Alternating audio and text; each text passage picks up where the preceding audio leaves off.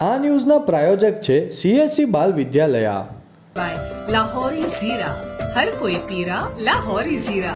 વલસાડના અતુલ હરિયા ફાટક પાસે રહેતી 23 વર્ષીય પરિણીતાએ અગમ્ય કારણોસર ફાંસો ખાઈ જીવન ટૂંકાવ્યું.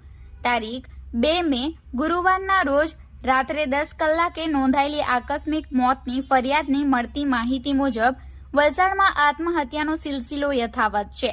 ત્યારે ફરી એકવાર 23 વર્ષીય પરિણીત મહિલાએ ફાંસો ખાઈ જીવન ટૂંકાવ્યું છે. ગત મહિનામાં મોગરાવાડીમાં 23 વર્ષીય પરિણીતાએ ફાંસો ખાઈ જીવન ટૂંકાવ્યું હતું. જે બનાવ હજી ઠંડો થયો નથી, ત્યાં ફરી એકવાર અતુલ ખાતે 23 વર્ષીય પરિણીતાએ અગમ્ય કારણોસર ફાંસો ખાઈ જીવન ટૂંકાવ્યું છે. આકસ્મિક મોતની નોંધાયેલી ફરિયાદની મળતી માહિતી મુજબ વલસાડ ખાતે અતુલ હરિયા ફાટક ખાતે રહેતી 23 વર્ષીય પ્રીતિ ગણેશ યાદવ પોતાના ઘરે પંખા પર સાડીના છેડા વડે ગળે ફાંસો ખાઈ જીવન ટૂંકાવ્યું છે.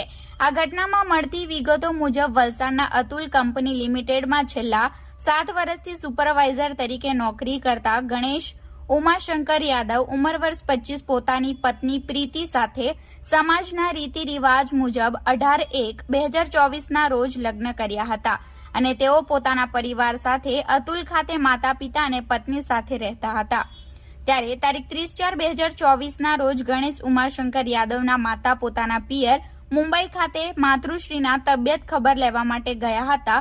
તે દરમિયાન ગણેશ ઉમાશંકર અને તેમની પત્ની પ્રીતિ ગણેશ યાદવ ગતરોજ ઘરે એકલા હતા અને ગણેશ ઉમાશંકર યાદવ રાબેતા મુજબ પોતાના કામ માટે નોકરી પર નીકળી ગયા હતા. મૃતક પરિણીતા ઘરે એકલી હતી. તે દરમિયાન પરિણીતાના સસરા ઘર બહાર ઉભેલા હોય અને સાસુએ યુવકને ફોન કરી જણાવેલ કે તારા પિતાજી ઘરની બહાર ઊભા છે અને દરવાજો ખખડાવતા હોય, વહુ દરવાજો ખોલતી નથી તેમ ફોન કરી જણાવ્યું હતું. યુવકે તેની પત્નીને ફોન કરતા તેણે ફોન ઉપાડ્યા ન હતા અને યુવક સેકન્ડ શિફ્ટમાં ગયો હોય અને ટિફિન પણ લેવાનું હોય, જેથી યુવક પરત ઘરે આવતા યુવકના પિતાએ ઘરના પાછળના ભાગેથી બારીમાંથી ચેક કરતા પરિણીતાએ પોતાના રૂમમાં ગળે ફાંસો ખાધેલી હાલતમાં દેખાઈ આવતા યુવકના પિતાએ બૂમાબૂમ કરતા નજીકમાં રહેતા સંબંધીઓ દોડી આવ્યા હતા અને ઘરનો દરવાજો તોડી અંદર જઈ રૂમમાં પંખા સાથે સાડીના એક છેડો બાંધી બીજો છેડો પોતાના ગળામાં બાંધી ફાંસો ખાધેલી હાલતમાં પરિણીતાને ચપ્પુ વડે સાડીનો છેડો કાપી નીચે ઉતારી હતી અને ઘટનાની જાણ 108ની ટીમ તેમજ પોલીસને કરવામાં આવી હતી.